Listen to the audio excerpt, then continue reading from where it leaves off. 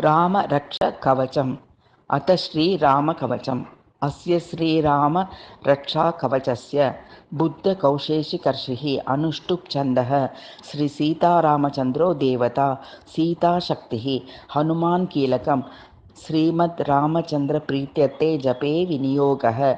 ध्यानं ध्यायेदाजानुबाहुं धृतशरधनुषं बद्धपद्मासनस्थं पीतं वासोवसानं नवकमलदलस्पर्धिनेत्रं प्रसन्नं वामाङ्कारुणसीतामुखकमलमिलोचनं नीरदाभं नानालङ्कारदीप्तं ददतमरुजटामण्डनं रामचन्द्रम्।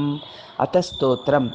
चरितं रघुनाथस्य शतकोटिप्रविस्तरम् एकैकमक्षरं पुंसां महापातकनाशनं ध्यात्वा नीलोत्पलश्यामं रामं राजीवलोचनं जानकीलक्ष्मणोपेतं जटामुकुटमण्डितं सासितूर्णधनुर्बाणपाणिं नक्तचञ्चरान्तकं स्थलीलया जगत्रातुमाविर्भूतमजं विभुं रामरक्षां पठेत् प्राज्ञः पापद्नीं सर्वकामदां शिरो मे राघवः पातु बालं दशरात्मजः कौसल्येयो दृशौ पातु विश्वामित्रप्रियः श्रुति ज्ञानं पातु मखत्राता मुखं सौमित्रिवत्सलः जिह्नां विद्यानिधिः पातु कण्ठं भरतवन्दितः स्कन्दौ दिव्यायुधः पातु भुजौ भग्नेशकार्मुकः करो सीतापतिः पातु हृदयं जामदग्न्यजितं मद्यं पातु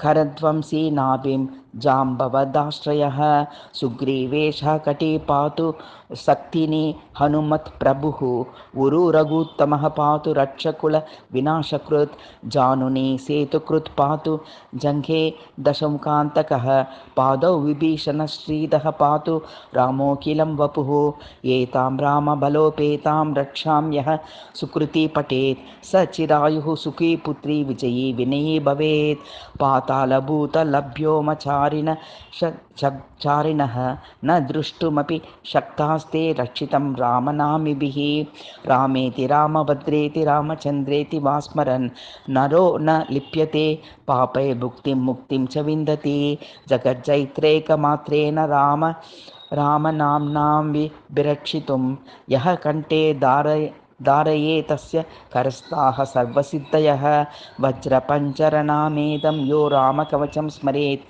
अव्याह्यताज्ञः सर्वत्र लभते जयमङ्गलम् आदिष्टवान् यथा स्वप्ने रामरक्षामिमां हरः तथा लिखितवान् प्रातः प्रबुद्धो बुधकौशिकः।